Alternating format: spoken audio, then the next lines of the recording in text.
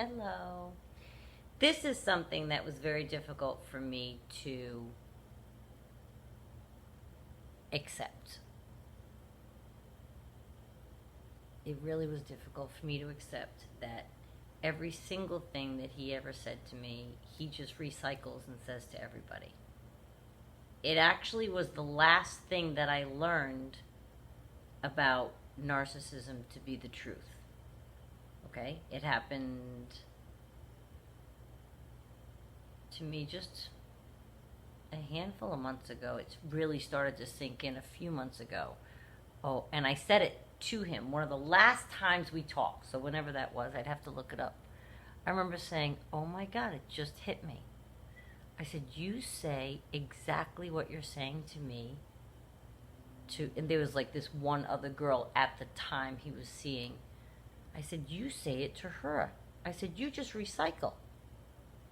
These are the exact sentences you said to the girl before me. No, Renee, you're crazy. I love you. You don't know. Don't call me that word you say, because I would say it's called a narcissist. I started to try to tell him. They tell you not to do that, but I tried. But I remember when it hit me, and it is something that may not have hit you yet, because there's no way anyone wants to think that.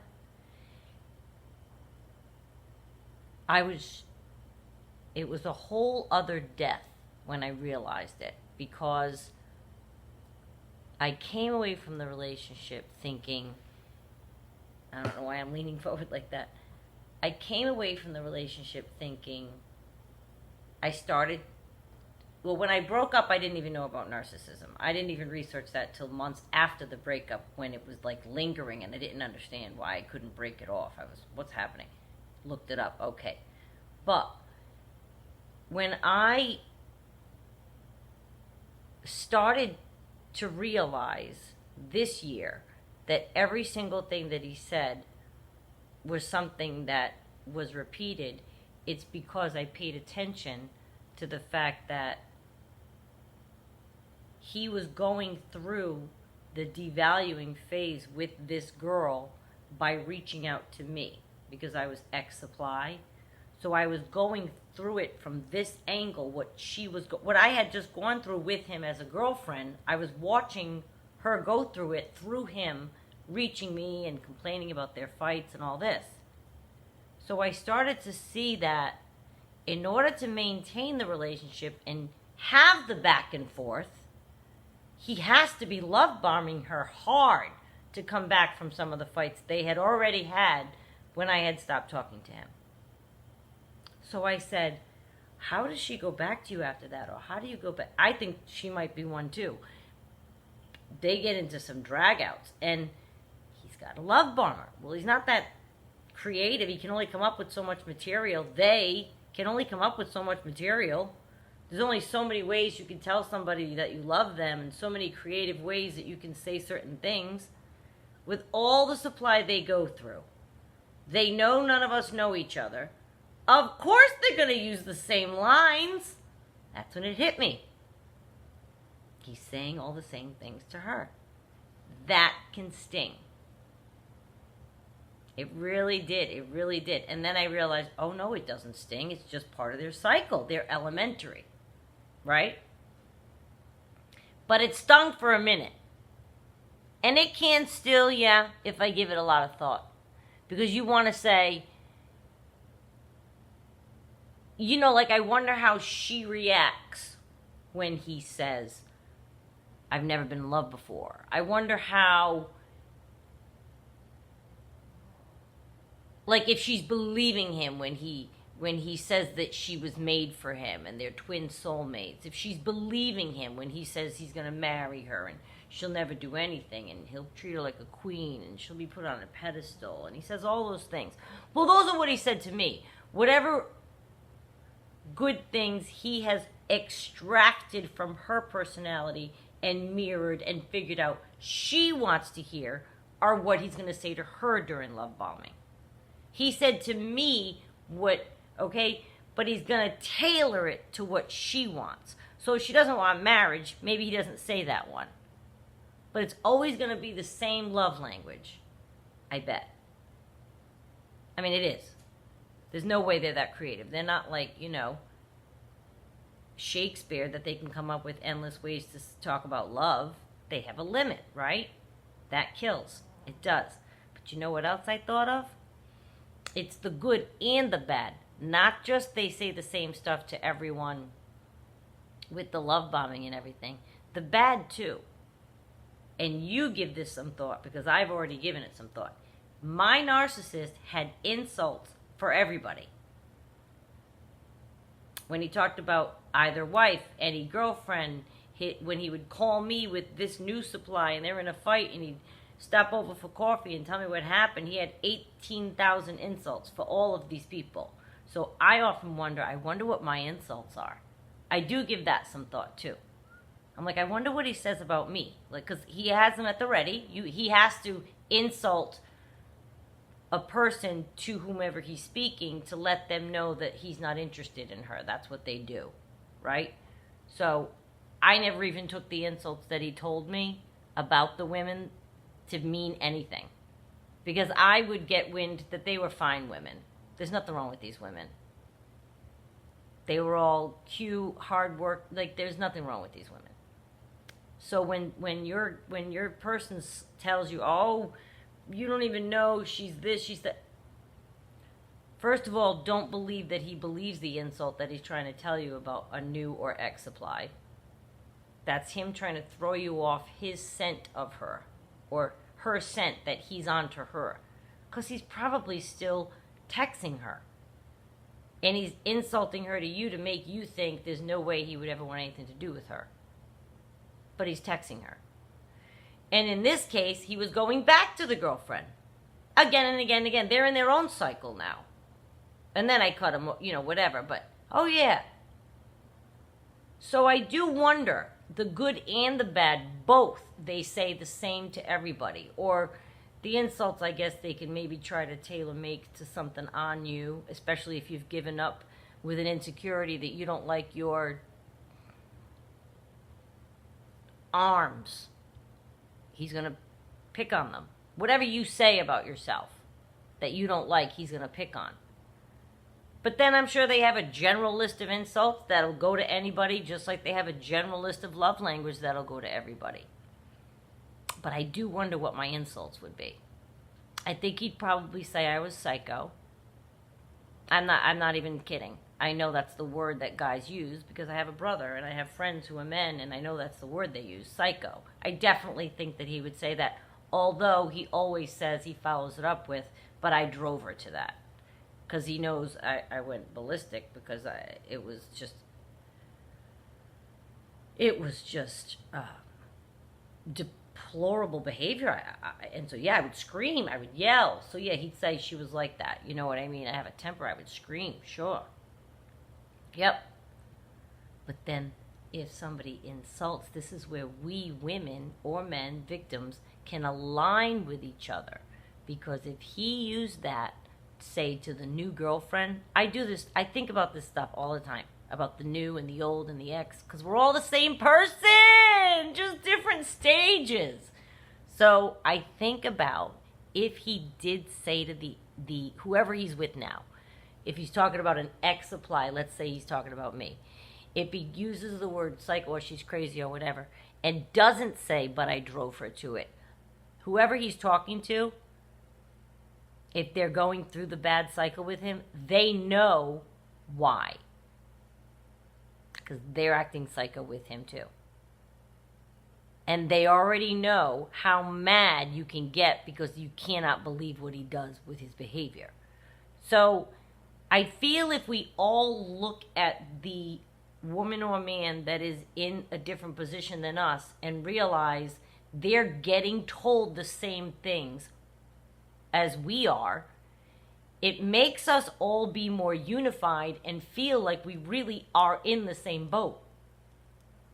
It's not you versus the narcissist and his new supply. It really should be all of us interlocking supply, whether we're the new, the ex, the old, the future, all of us against the narcissist is what it should be. Oh, it's your turn with him? You're in that cycle? All right, honey. We'll be here when you're done. We'll be here for you. Swear to God. Like if there was like a little... Oh, my Rhode Island accent just came out there. Swear to God. If there was a little channel of communication and we're all on a string and we're in order, right? So it was the wife, the girlfriend, the new supply, ex-supply. Now he's just going through. You can think of yours the same thing. And then we're reaching out to each other. Honey, how you doing over there? Oh, he's starting to devalue you? Yup, mine was hell. I'll be here when you need me. Just give me a call. We're all, yeah, yours was hell too, huh? I know, because I was your new supply. Like if it was a chain. And we could all talk to each other. And I would say to the girl before me, you know I didn't even know that he was texting you, right? There's things we could say to each other that would put us on the same side and him on the other side. It doesn't work that way, unfortunately. And when the narcissist has a new supply and he is in the love bombing phase, that new supply hates every woman before her and every woman after her. And that's a phase she has to go through. Once you get to the other side and you're out of the cycle,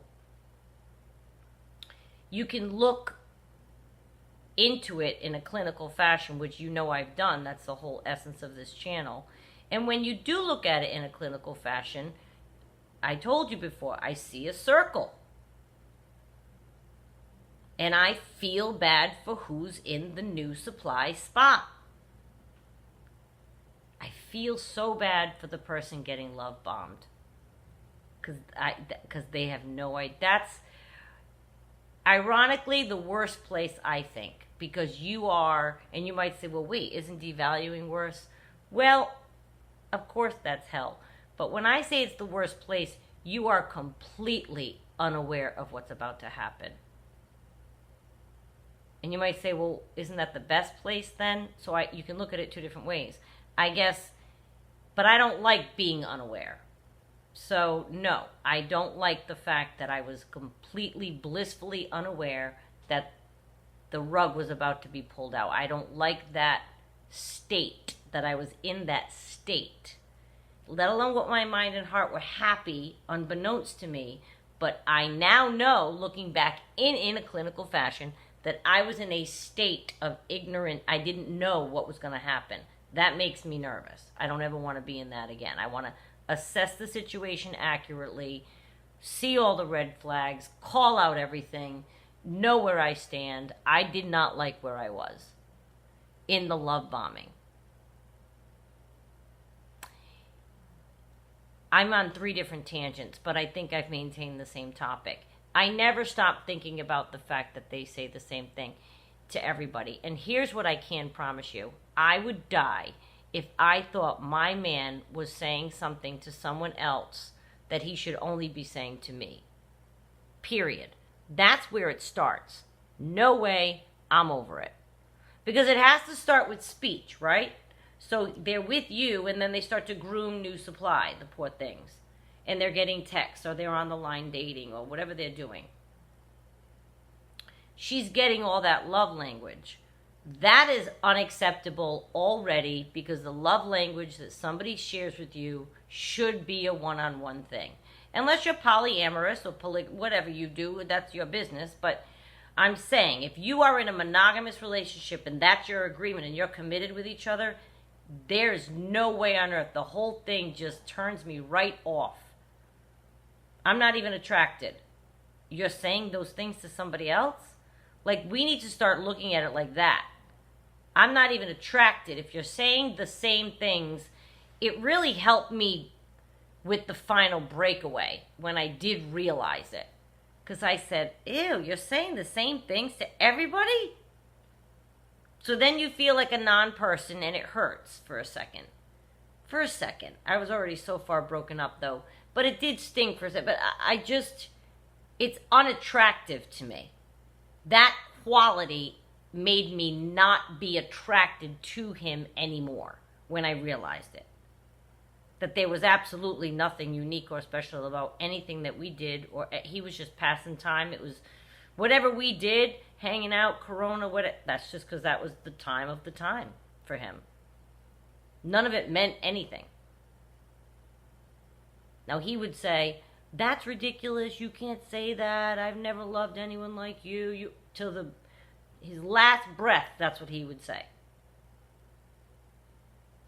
I don't care. I know. And you know. And that's the thing. And if you never thought of this before, I really am sorry that I'm telling you this. And I hope you represent some uniqueness to your guy or girl. But for the most part, this is what the research shows, and this is what has to be the truth. They cannot possibly come up with 10 different wonderful, creative, new, original ways to woo people in a year. 10 times a year, let's say, one a month. There's no way. How could they do that? Could you do that? Have you repeated things different times you've been in love to people? I have. And I thought I meant them at the time, but I'm like, that's a good line. I'm going to recycle that one. No, I'm kidding. That's not how I think. No. But if you find I love you so much, I mean, I've said that to several people, of course. I love you so much. That alone. I've said that to, I've had boyfriend, you know what I mean? I've been married once, like that's what you say. So even if it's just that. But these guys come up with really, really intricate and long love language that's stunning and dazzles you, knocks you off your feet. And they recycle that. There's no way they can come up with that good stuff. I'm sorry. It's the truth. I'm over it. I'm over it. If anyone ever tries to even talk to anyone else like that, and you're with them, you really need to think about then they're coming back to you and saying the same things to you. In other words, if you catch them, they're grooming somebody, they're saying that's what they're saying. That's how they get them. How do you think they get them? They have to woo them. How do you think they got you? That's what I mean. I even said to him, so I know you say all the same things to her because you keep wooing her even after these big fights. No, I don't. Nobody gets the side of me like you do. She doesn't see that side of me. Nobody see. You want me to believe that? Okay. Ears and eyes open. And let's all stick together. That might be fun. I think I'm going to make a little string.